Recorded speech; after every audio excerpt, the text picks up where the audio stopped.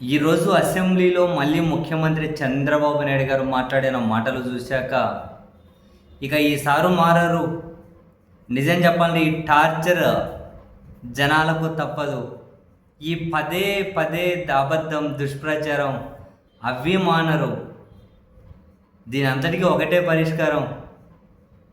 ఈసారి ఏదో ఢిల్లీకి వెళ్తారు, నితీష్ కుమార్ గారు లాగా తాను కూడా వెళ్తారు. జూన్లో రాజ్యసభ ఎంపీగా వెళ్ళిన తర్వాత సెంట్రల్ మినిస్టర్ ఉప ప్రధాని అవుతారు, వెళ్తారని చెప్పి వాళ్ళ తెలుగుదేశం పార్టీ మీడియా అనే వార్తలు ప్రసారం చేస్తూ ఉన్నాయి.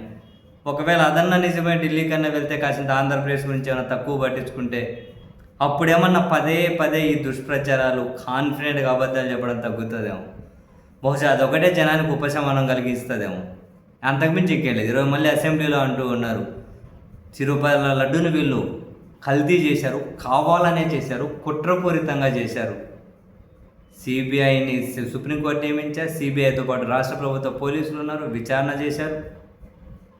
వీళ్ళు చెప్పినవన్నీ దాంట్లో ఏం కలవలేదన్నారు. అది పామాయిల్ కొన్నేవో మరికొన్ని కలిపారు. అదంటే అప్ టు ద మార్క్ లేదు నెయ్యి అని. దానికి టీటీలో ఉన్న కొందరు ఉద్యోగస్తులు, ఆ కంపెనీలో ఉన్న కొందరు ఉద్యోగస్తులే కారణం అని చెప్పి వాళ్ళు తేల్చారు. ఆ ట్యాంకర్లు వచ్చినది చంద్రబాబు గారు ముఖ్యమంత్రి అయిన తర్వాతే, వెనక్కి పంపించినది వీళ్ళు ముఖ్యమంత్రి అయిన తర్వాతే.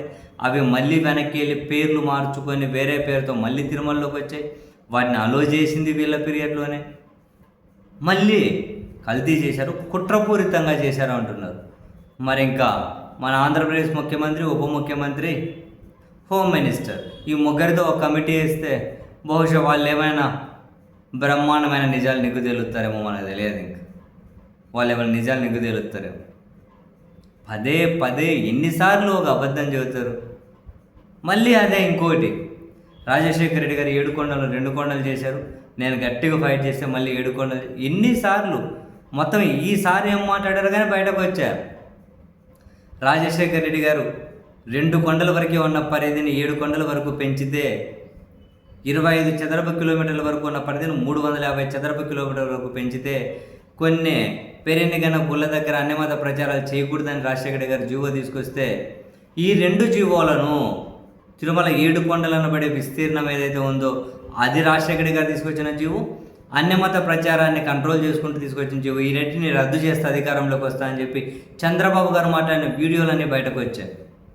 అంటే జనాలు అంత ఎర్రిపొప్పలా, ఏం చెప్పినా వింటారా, ఏం చెప్పినా నమ్ముతారా? అసలు ఇవన్నీ మాట్లాడేటప్పుడు తన బాడీ లాంగ్వేజ్ చూస్తే మనం చెబుతున్నది అబద్ధము అని చెప్పి ఎలా లోపల దాచుకొని ఇంత కాన్ఫిడెంట్గా, బాబా ఇది ఒక కళ, నిజంగానే సోషల్ మీడియా వచ్చేసి నిజమేంటి అబద్ధం ఏంటి అని ఇదంతా చర్చించడానికి ఒక వేదిక దొరికింది కాబట్టి సరిపోయింది. కానీ అప్పుడు రామారావు గారు చివరి రోజుల్లో పాపం అసెంబ్లీలో కూడా ఏడ్చారు వీళ్ళ టార్చర్ వల్లేక అని చెప్పి వార్తలు చదువుతుంటాం, అప్పుడప్పుడు కొన్ని వీడియోలు చూస్తూ ఉంటాం.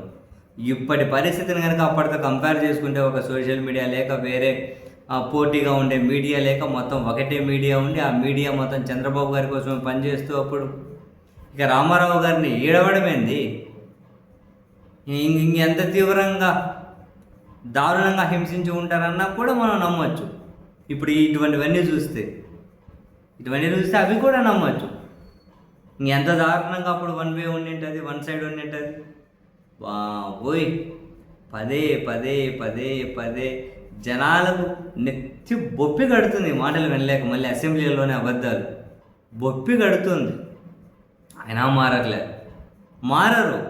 అంతే. ఆ ఢిల్లీకి ఏమన్నా పోతే అదేమన్నా ఆంధ్రప్రదేశ్ ప్రజలకు ఉపశమనము, లేకపోతే ఈయన ప్లేస్లోకి వచ్చే వాళ్ళు ఎవరైనా ఇంతకు 10 కాన్ఫిడెంట్గా అబద్ధాలు చెబుతారో తెలియదు. కానీ బాబోయ్, ఫస్ట్ ఇదైతే తగ్గేటట్లుంది.